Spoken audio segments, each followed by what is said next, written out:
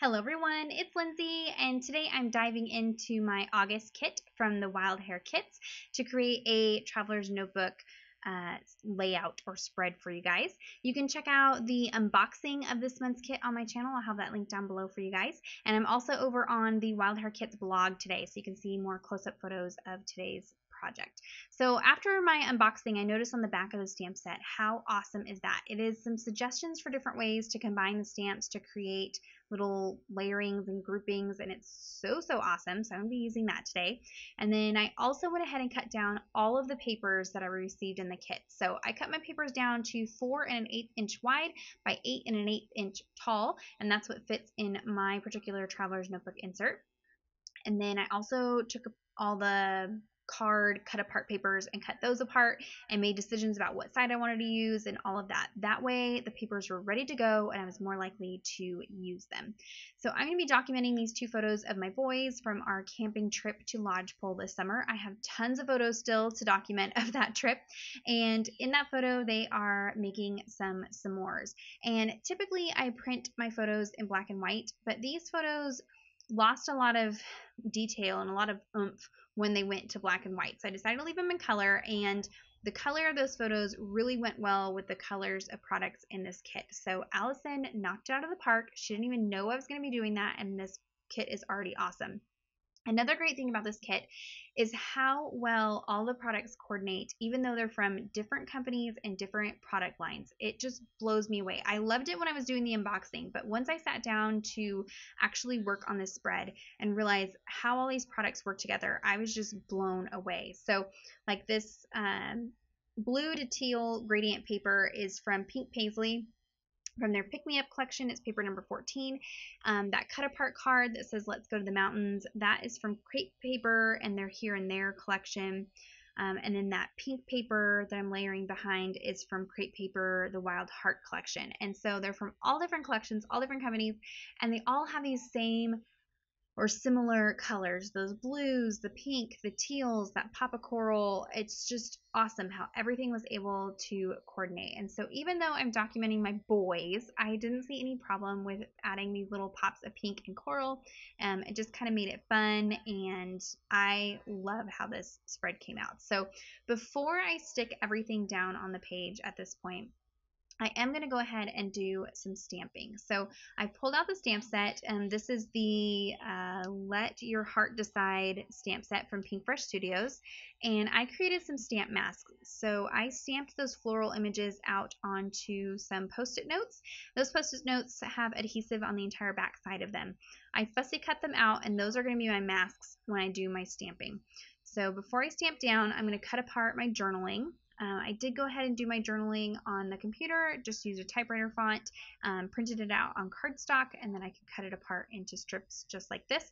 I usually sit down and do several chunks of journaling, that way I'm not wasting cardstock. So several entries or spreads worth of journaling I print out all at the same time, and then now I can have these ready to go. So I'm just going to kind of stage things out to figure out where I want to do my stamping. I was a little bit nervous about directly stamping into the insert, because at this point, if I mess it up, I'll have to, scrap this page or whatever, cover it up or something, but it's okay. So I flip over the backer, so I kind of have that as a guide for that floral clustering and what flowers to use and how to lay them out. And then I load all my stamps up onto several different acrylic blocks, and then I can start stamping. I'm going to be stamping with the Gina K inks. These are new to me, and you guys, they are beautiful, yummy inks. If you are in the market for some dye inks, these are awesome. So I will have a link down below for you guys. And I've picked out several different colors. I will have those listed down so you know what colors I used for this. And to do stamp layering, you begin by working from the foreground to the background. So this flower is going to be in the very front, so I'm going to stamp it first. And then I can lay a mask over the top of it. Since it's a dye ink, it dries really quickly, so I don't have to worry about smudging it. Lay that mask down, and now I can go in with my second flower. And this is the flower that's going to intersect with that other flower that I did first. But since I have that mask on, it's going to protect it from any weird overlapping that would happen. So I'm just going to continue to work one flower at a time. Yes, this does take a little bit of time, but it was so worth it. I love the outcome. Now, if there are flowers that aren't going to intersect, I don't bother covering them or worrying about that. I just kind of worry about the ones that are going to touch. And I'm just going through and changing up the different colored inks, working one flower at a time. And then when I go into the greenery, I'll cover all of the flowers. So now they're all protected. The greenery is what's going to be in the very back of these clusters. So that gets stamped last. And I can just stamp right over those masks. Now these masks can be reused several times. Once they get pretty saturated with ink, you do need to throw them away and replace them. But I can get several uses out of them. And I keep some eyelash tweezers on hand in my craft room to help pull those up. And now you can see I have that fun custom little bunch of florals, and it looks like it was one whole stamp or something. I don't know. It's just awesome. The stamp set also comes with the centers for those flowers, so you can stamp those in. Now, these Gina K inks are amazing in that when you first stamp them down, they look a little bit dark and a little bit splotchy, and you're kind of like, ugh, I don't know about this. But as it dries, they smooth out and lighten up a little bit, and they are just so dreamy. They are awesome. Now, I don't use a lot of dye inks in my Bible journaling because those do bleed through your Bible pages. But you could go ahead and just not worry about bleed through, or prep your page with gesso first and then use these. And so that is why I hadn't invested in any dye inks, because most of my crafting is in my Bible. But now as I'm kind of venturing into these other projects, I really needed some good colored inks to work with. And so these are awesome. I'm so glad that I grabbed them. And they were colors that really went well with the kit. So everything kind of came together. I was super excited. So I'm creating another little floral bunch down here, and you can see it's a little bit scary because you can't really tell what's going on until that final reveal, but when you lift all those up, it's so awesome to see. So now I can go ahead and start sticking things down. Off camera, I did go ahead and stamp out some more florals on some white cardstock and then just fussy cut them out and created kind of custom die cut pieces that I could use over on this opposite side of the spread. And now I'm going to create my title, which is S'mores, using these thickers from the Wild Heart collection. They are this fun pink color, and they have some texture to them. And I love how those all tie together. And it was so fun to journal about the boys. I just let them be boys.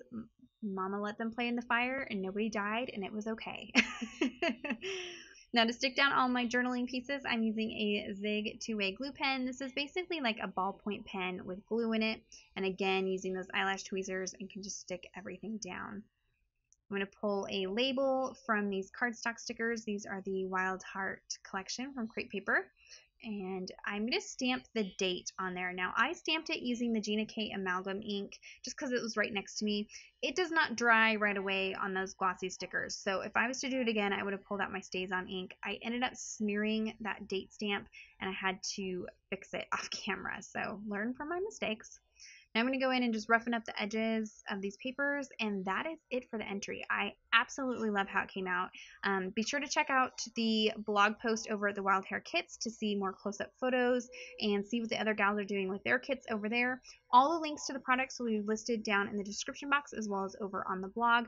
If you have any questions or comments, be sure to leave those down below. Give this video a thumbs up if you enjoyed it, and subscribe to my channel if you're not already subscribed. And until next time, thank you so much. Bye-bye.